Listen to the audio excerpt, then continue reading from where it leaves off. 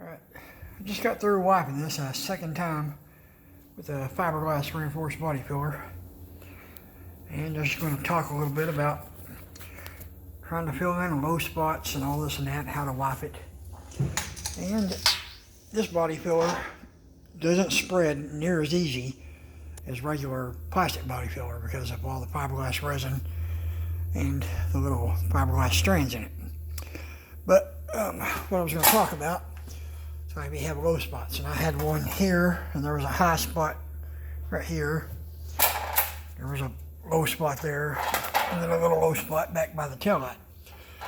So, of course, you want to grind your metal. On older cars, some people use 24 grit, 16 grit. I like to stick with 36 or 40 grit.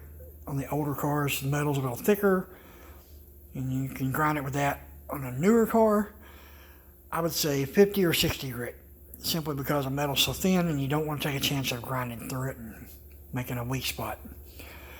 But anyway, so thoroughly grind it. Make sure you got grinder marks everywhere. I don't know if you can see that on the camera. There we go. Just make sure you got grinder marks on every square inch of it. That way your body filler has something to bite to. I've talked about this before. You can put your body filler over the top of epoxy. It just has to be cured for 4 hours, and you sand it with 80 grit, either by hand or with a DA, and blow all the dust off. You can tack it off if you want to, and wipe your body filler right over that, and start sanding it.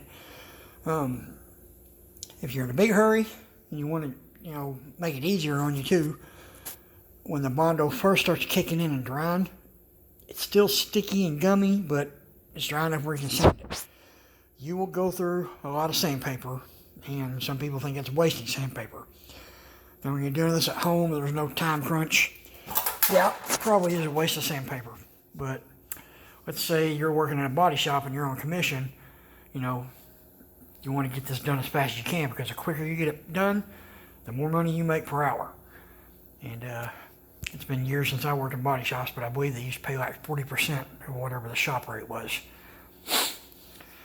So, if they bid 22 hours on this car and you get it done in 12, well, you basically made almost double of what the initial estimate was.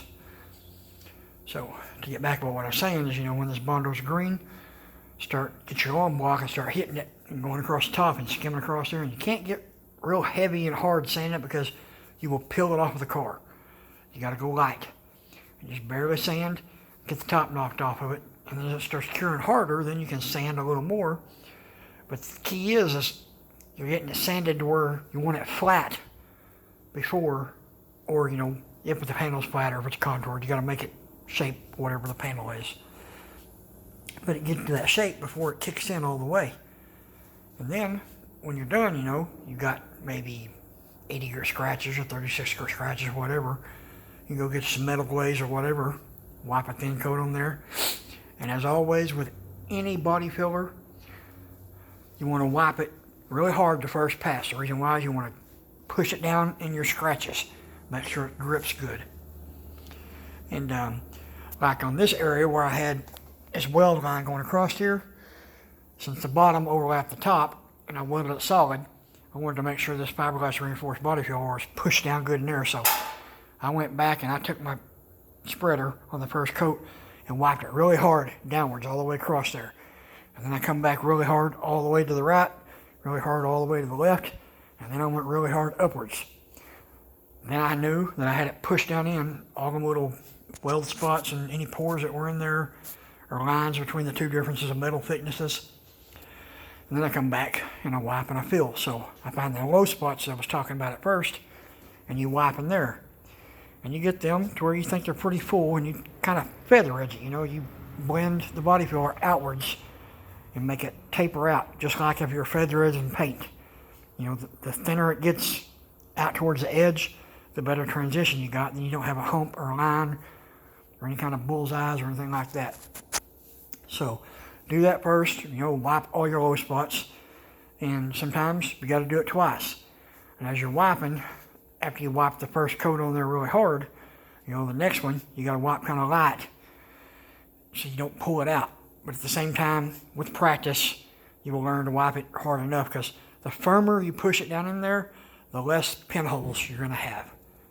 And, I've seen a lot of people that will just take and barely wipe the body pillar on there. It doesn't stick good, and they have these pinholes sometimes that are the size of freaking pencils. And that's just not doable, because if you got a high spot and you're blocking, and you go through the primer, and then you get into the Bondo a little bit, and all of a sudden you got this pinhole the size of an eraser there on a regular pencil. I'm like, good Lord. So that's not something that regular putty's going to fill up. So you got to go in there with either a die grinder or a razor blade and scratch it, or some sandpaper or whatever, get it roughed up inside where the hole is. Wipe some more body pillar in there. And of course it's going to shrink down a little bit as it dries, so you got to wipe some metal glaze over the top of that, so then you got a bigger area. So you're saving yourself a lot of time if you'll do like I'm telling you and just push this down really firm and hard in that first coat, then get your low spots filled up, and then say like after this is dry and we come back with a regular Evercoat lightweight body filler, I can push it down really firm, because I'll have this pretty flat and shaped to the contour of the car. I can get a thin skim coat of that over the top of it, and I don't have to worry about any pinholes. And of course, before I prime it, I always check for pinholes, and I finish my body work always with 180 grit. There have been some cases where I have really, really super picky customers, and I will finish the body grit with 220 grit, clean it all off good with wax and grease remover, and if I got any bare metal spots, I'll hit it with either a self-etch primer or some epoxy, and then I go over it with 2K primer. And on my super picky customers, I'll put 5 coats of primer down first. I block the whole thing with 180 grit. I leave it at that. Oh, and one thing I forgot to say is put a guide coat on there. So if you have black primer, you come back with a light gray primer and over reduce it, spray a mist coat all over it, make sure the whole thing is covered good, not just blotchy spots. You want the whole thing covered, because when you block it, you want to find out where every imperfection is in your car. Alright, so if you got black primer, put light gray or white, something over that. If you got gray primer, use black or dark gray and put a mist coat over that. And a lot of times, there's been times I've had just some mixing ammo laying around that I'm not using anymore, and I'll pour a lacquer thinner in there and I'll over reduce it, get it thin. And I'll spray a light coat on there. It dries fine, it's getting sanded off, it doesn't gum up my sandpaper, and then I see every low spot I got. So back to about having the 5 coats of primer. I block it, after it's guide coated, I block it good with 180 grit. I get every flaw out of there, make sure all my body lines are nice and sharp if they need to be, or if they need to be rounded off and dulled a little bit, I'll go around with the block and I'll barely just roll across the edge of that as I'm going the length of the panel at the same time, and round it off that way it's not too sharp. And then I'll put 3 more coats of 2K primer, and I come back after that and I'll block it with 320 grit on an air file. I've got an orbital air file, I'll use that, and then a lot of times I'll just paint it right with that 320 grit. But if I got a customer that is really super picky and I'm worried about somebody saying something about these minute sand scratches that are really, really super hard to see, and I'm pretty picky, I will go ahead and water sand the car with 400 or 500. Now a lot of people like using 600 or whatever, but I think 400 is perfectly fine, because once you start, in my opinion, I've seen this happen to cars that I've painted before. Someone told me to sand it with 600 grit, and I did. And it come back later down the road, and every time a rock hit the hood, it would chip the paint, and the paint would stick everywhere else good, but right where that rock hits, it chips it, and the paint comes off. So this is just my opinion. The 600 grit sand scratches are too fine, and paint wouldn't stick to it. Now, this was 30 years ago, back whenever I first started doing this. Maybe technology's changed, things grip better. We didn't so much use epoxy back then so much, we just used a 2K sealer. And we used a 2K primer and a self-etch primer if we had bare metal. But, so that's just my opinion on that. So, like I said, for the average paint job, I'll air file it with 320 grit, and then go around and get all my hard to get places, maybe with a red Scotch Brite or sand it by hand for maybe some 400 dry. But if I got a really super picky customer, then I go and I water sand the whole thing with 400 grit after I've blocked it with 320.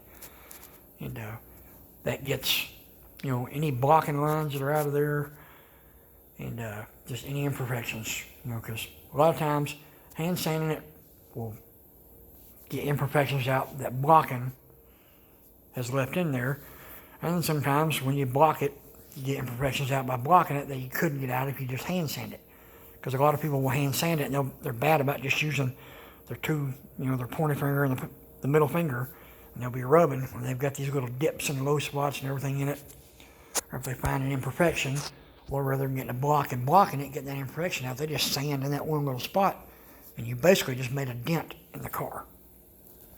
So, anyway, I've talked a lot about this, about different things. But that's the outside there. I got that wiped. There's where I wiped the first coat. And I've got a coat in here where I put that brace panel. And I will take a razor blade and a drill bit and such and clean out where it's wiped in the side marker light hole. But I've got it wiped all down in the bottom there, below where the panel was seamed together. So that's waterproof there.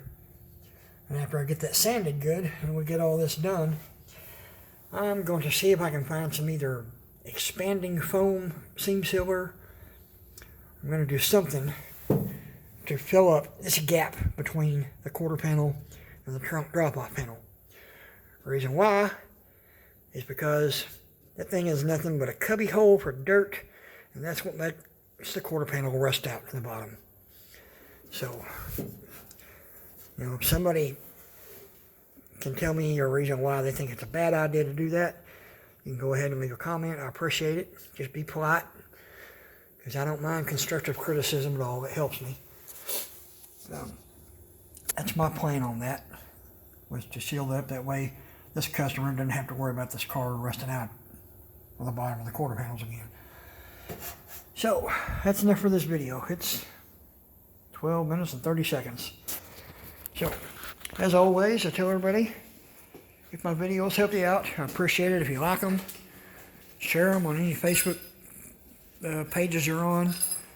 You know, Instagram, anything like that. I don't mind at all. Go ahead and share away. And like the channel, subscribe to it. Appreciate it a lot. Trying to get 1,000 subscribers, and as I've said before, I got a long ways to go. Thanks, everyone. Have a good night.